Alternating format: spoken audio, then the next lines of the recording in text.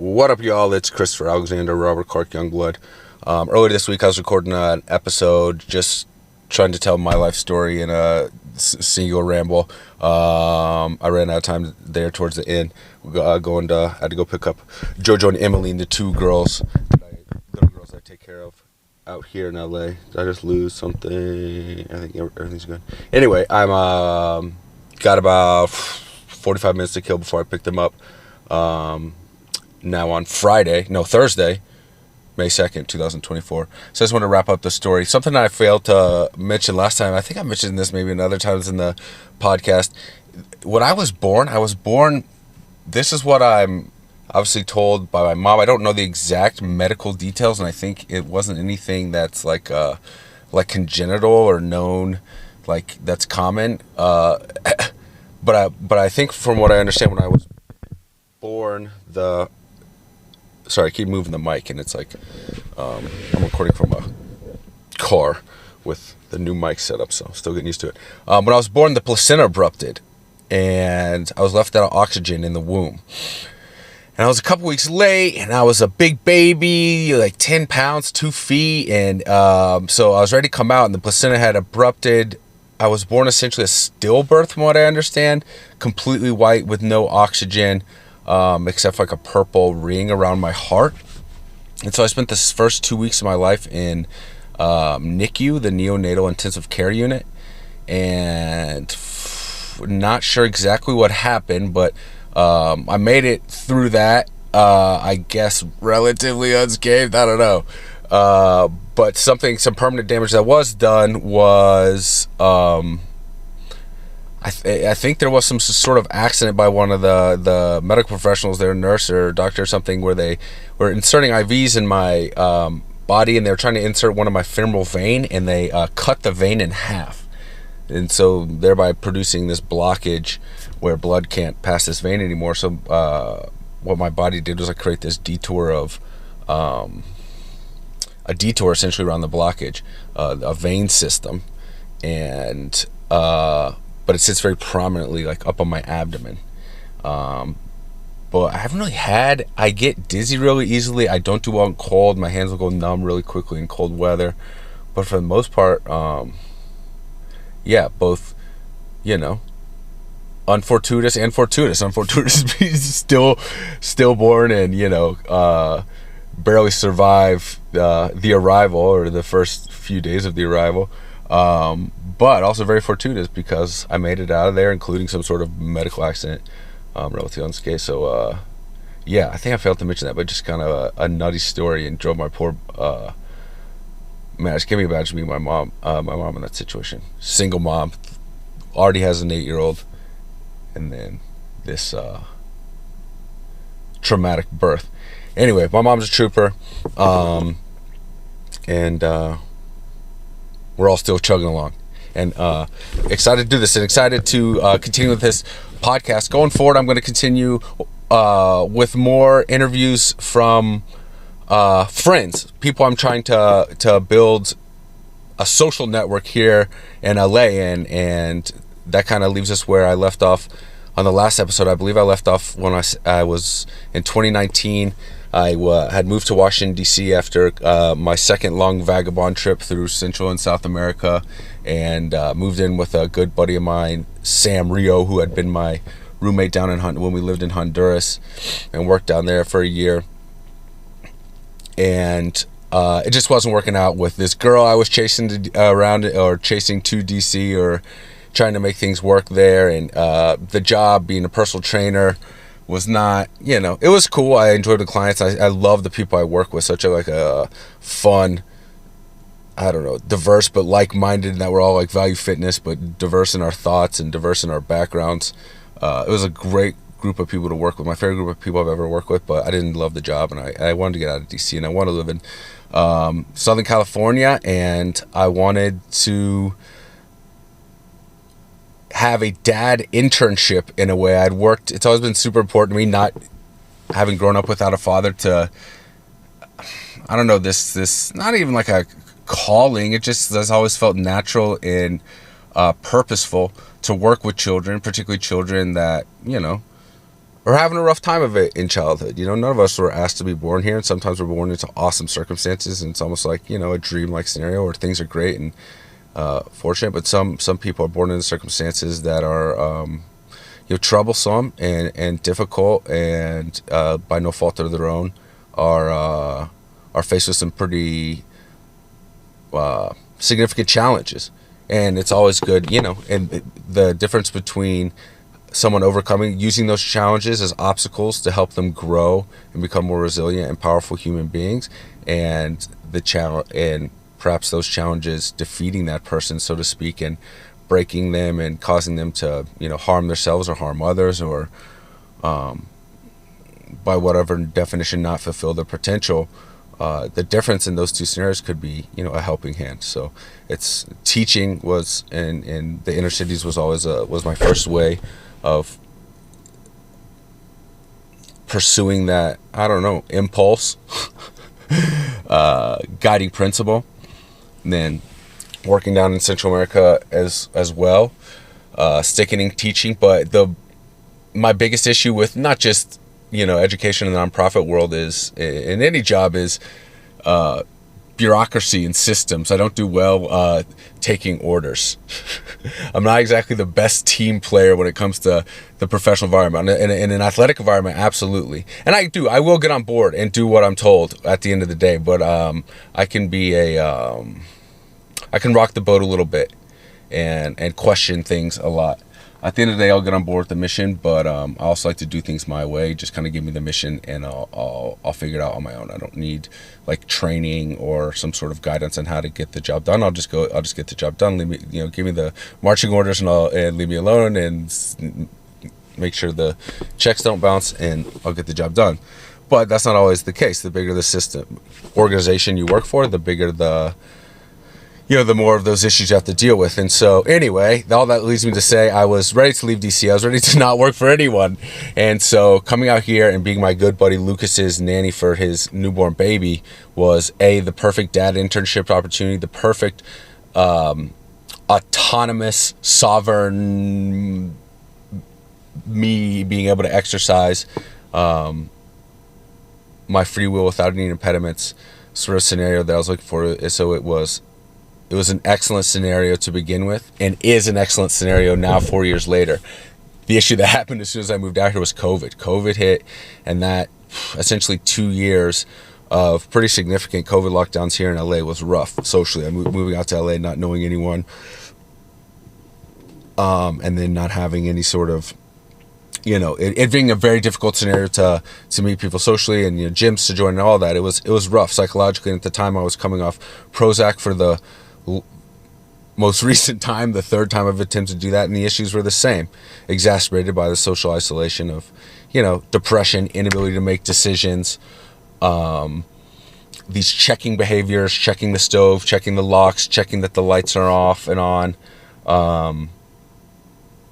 Those came back significantly, and once again got borderline suicidal during that time, not in the sense that I ever actually attempted to take my life, but, you know, contemplated it, and, you know, went through kind of the motions of planning how exactly that would be done, and kind of testing the materials that would be needed to do that potentially, and not in like an active planning way, but just it would get to like, there would be exacerbated points of that, I guess what you would call a panic attack, or these moments of particularly intense despair that would last for 5 minutes to 3 hours, where things would get particularly dark.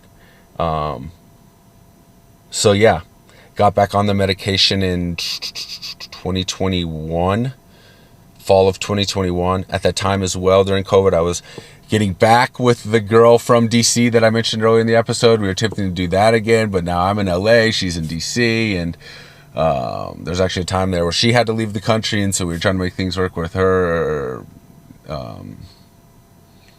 in the Caribbean. And that was an interesting time, and it didn't work out. And much of that was probably due to, you know, to my mental health at the time, but all for the best and for growth. Those dark times truly, if they don't break you, they truly do promote you towards growth. and becoming a better version of yourself. They're just hard lessons to learn, and but anything worthwhile in life, and the most worthwhile things in life, I have found, and I think a lot of people would agree, come through difficult struggle. So going 2021 into 2022, the things started to brighten. My mental health started to improve. COVID restrictions started to lessen. I was doing CrossFit pretty intensely at the time. Honestly, I'm not like super happy to admit this, but because I'd done a lot of CrossFit before, but I felt like I'd been done with that. But the girl I was seeing was super into it, and dude, if you're looking to get jacked, like in shape, in across all domains of fitness, so both cardiovascularly, muscular endurance, strength, power, agility, all that shit, CrossFit's a shit. Be careful with your body. Take it easy. Don't get addicted to that shit, because it does. You are like actually getting neurochemically addicted, because it does produce a great endorphin environment in your brain. But it's great shit. But I had done that for a couple years back in the day, and I was kind of done with that. Anyway, that transitioned as gyms were opening up in 2022 into 2023, doing martial arts. I got obsessed with MMA, mixed martial arts, during COVID, with nothing to do, not knowing anyone out here, everything being shut down. Once again, I'm not proud to say this, but I watched literally every UFC event ever, and there are hundreds, maybe going on 1,000. Like, I'm not talking about just the big pay-per-views, of which they just had UFC 300. I'm talking about every fight night in between, everything. That's all I did during COVID. I mean, I worked, and I was with JoJo during the day, and then at night, I would watch fights. And I got obsessed with it, and I never had any martial arts background or anything. I've always played sports, and in my adult life done yoga, and just stayed in shape through, like I said, things like CrossFit and just working out and bodyweight exercises and shit like that, going to the gym, Globo gym. But I'd never attempted really any type of martial arts. I'd hopped into a couple jiu-jitsu gyms over the past few years at different stages, trying out to see if it would fit in my schedule. It didn't fit in my schedule, or moving or something. It just never worked out. But coming out of COVID, I was committed to figuring it out. And so 2023 and up until now, a few months in 2024, I've been doing jiu-jitsu, and then over the past 6 months, Muay Thai, and that has been great.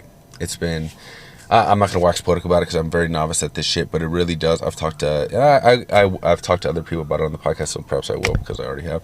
It just feels weird doing it by myself in my car. But it really does. It, much like yoga, it has a spiritual impact as well. It's like things like CrossFit and just like working out in general. I'm trying to think, going for a run, definitely have a positive physical impact, definitely have a positive mental impact, but certain activities also have like a positive not only intellectual impact, but spiritual impact. And martial arts has definitely done that. It's very cool. Now I'm starting to do tournaments and stuff, and that's been going pretty well. And yeah, we'll see where it goes, man. Potentially, honestly, I found the gym that I train at now, Legacy in Los Angeles, through a program called Alta. Alta was formerly known as Wimps to Warriors, and they take 9-to-5ers, people off the street, novices, people with no martial arts experience, and give them a 20-week training program, normally at like 6 a.m. before work, Monday through Friday. And at the end of 20 weeks, offer them to have an MMA fight, a cage fight. And I found that fascinating, that people would be willing to do that, and looked into doing it and did, and joined the program at Legacy. Unfortunately, right when I started, the program kind of disassembled, and so I was just kind of there was just a kind of more informal MMA program going on at 7 a.m. Monday through Friday, and so I'd go in early in the morning before getting the girls ready for school, and it was cool. But as far as brain damage. And what we're taking, everyone's cool. No one's going like harder than they need to as far when it comes to striking. And but I would have headaches after that throughout the day, and I was going straight into mixed martial arts, which is the ultimate expression of martial arts without any more lower level fundamental training. And so I started going just jiu-jitsu classes and then going to just Muay Thai sparring, which is just kickboxing. I think I could kind of take that slow and not have to worry about grappling and being taken to the ground as well as striking. But once again, I was having, I could tell I was taking too many shots. Once again, light sparring, but like unnecessary stuff. I don't want to be defenseless in there. So stop Muay Thai sparring, just did jiu-jitsu for probably the last part of the first year training of 2023. And then over the past, actually towards the end of 2023, started taking up Muay Thai again, which is kickboxing with elbows and knees. And really enjoying that. Anyway, so that all that is to say, like, that's been the primary focus of my life over the past 2 years. Honestly, I met a very cool, I met a very cool girl who I love very much, who I have been dating kind of off and on over the past 2 years once again. And these off periods, they're my fault. I'm an immature person. I can be a selfish person in relationships. Immature, I don't think I'm immature in all areas, but when it comes to romantic relationships, it's definitely an area where I have a lot of growing up to do, and a lot of I've done a lot of self-reflection. I want to say that I need to take action in terms of having a broader conception of how my actions affect other people, and recognizing that while my actions, what I may perceive as kind of harmless, isolated actions that I commit, all of these things have, when you're entering into like a mature adult relationship, all of your actions can have deep, serious consequences. Being very vague about that. I'm not have any issue discussing mistakes I made, but not everyone is as forthright with their personal life as I am. So I'll just put it that way. But the off periods in these past relationships, when I say I have these off and on relationships, the offs are almost all due to me, and I recognize that, and it's me making immature and selfish decisions. I'll leave it at that. But that has, what I guess was the other focus of my life, other than the girls, over the past couple years. And my mental health has recovered over the past 2 years. In 2022, 2023, and now in 2024, I feel like genuinely excited about life every day when I wake up.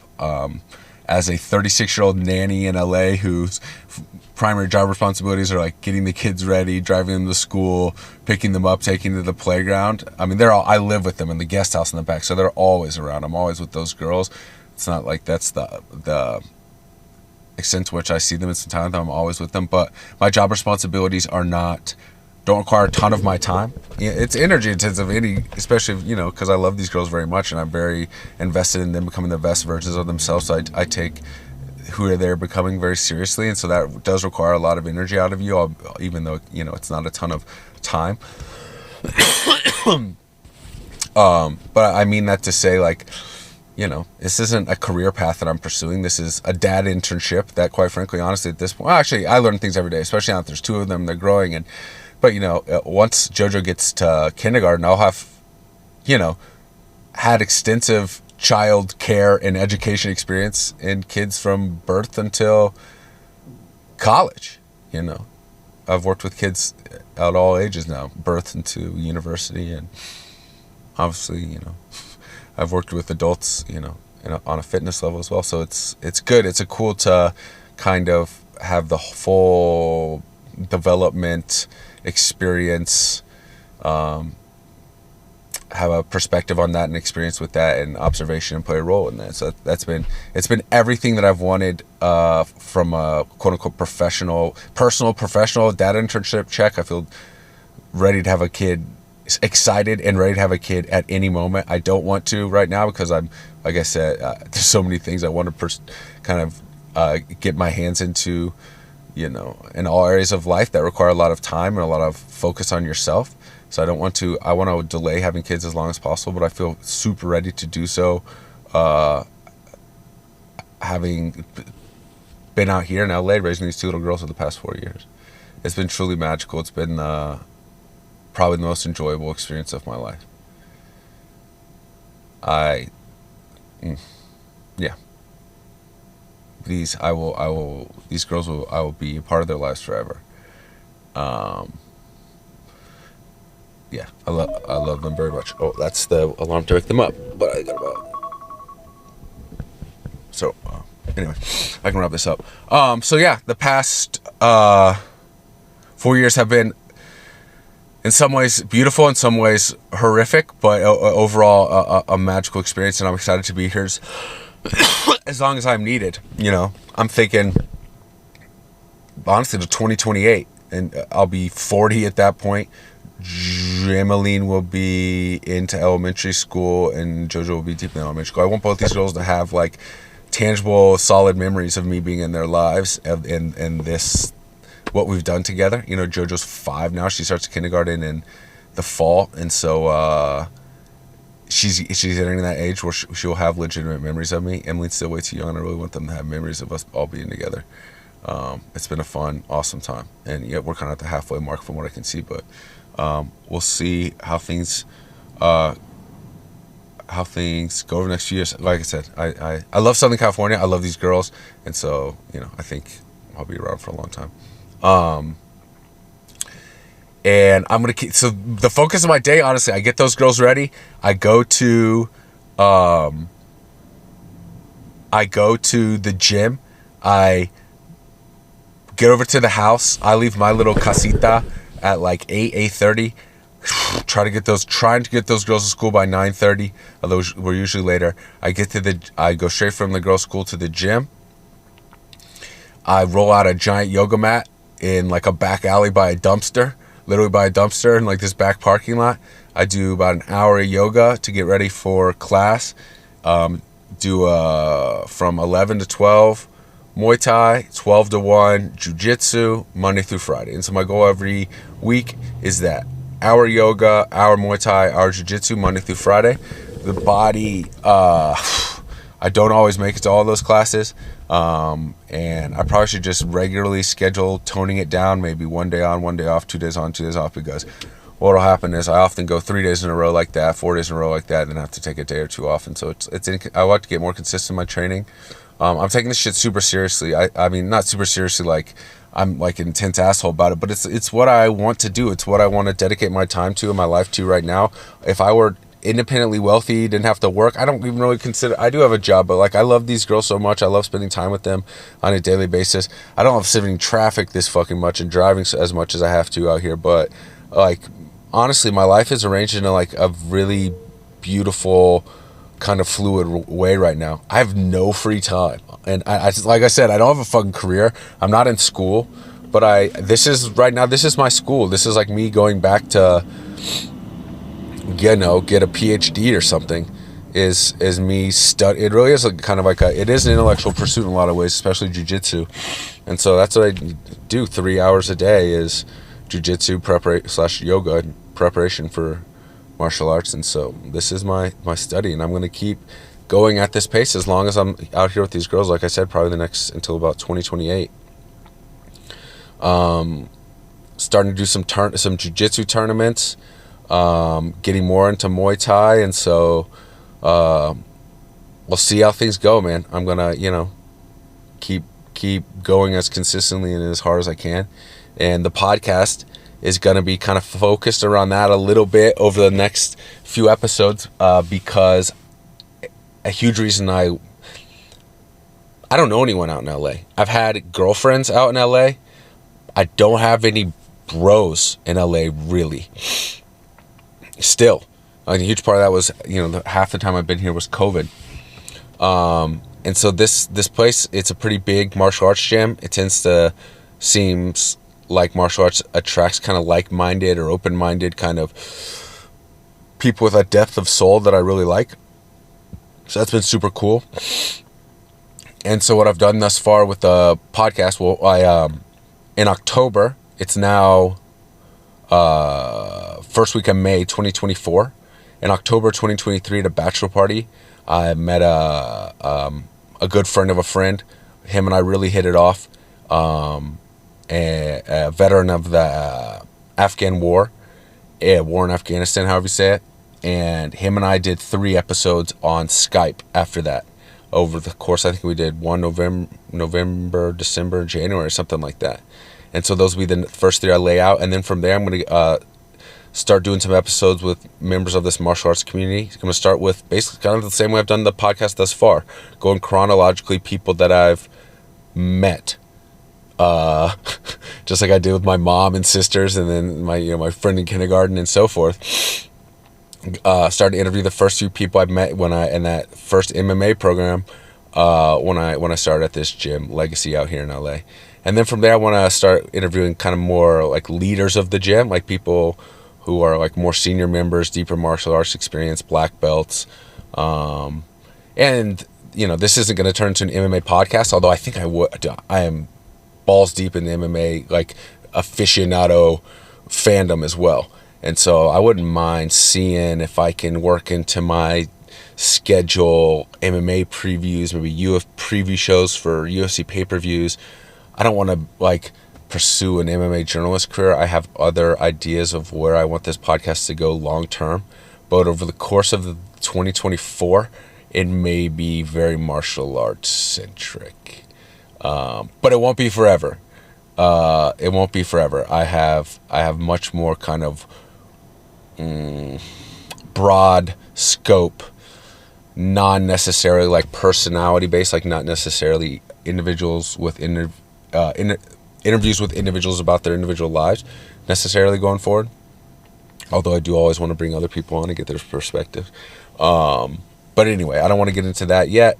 We're going to stick with interviewing these new martial artist friends for now, and different people around LA. But I kind of want this next chapter of the podcast to be with kind of my social group and people that I find interesting, love, and respect out here in LA. That's what I'm envisioning for the rest of 2024. So I think that's it as far as like this narrative goes. Yeah, here we are, LA. We'll be here for the next few years. Got to go pick up these girls once again. I love you all, and I will talk to everyone very soon. The goal, I hate to say this because I've said shit like this before on the podcast, but let's put this out there for me to hold myself accountable. There's other things I want to use this podcast for, to hold myself accountable for. We'll get into those later. Goal, 1 of these a week. So we're talking 50 a year, 52 weeks in a year, maybe, take 2 weeks off here and there. So around 50 podcasts a year. That's kind of the goal I have in my head going forward. And yeah, here's to that. Namaste, all of my little champions. I love you very much. Mwah.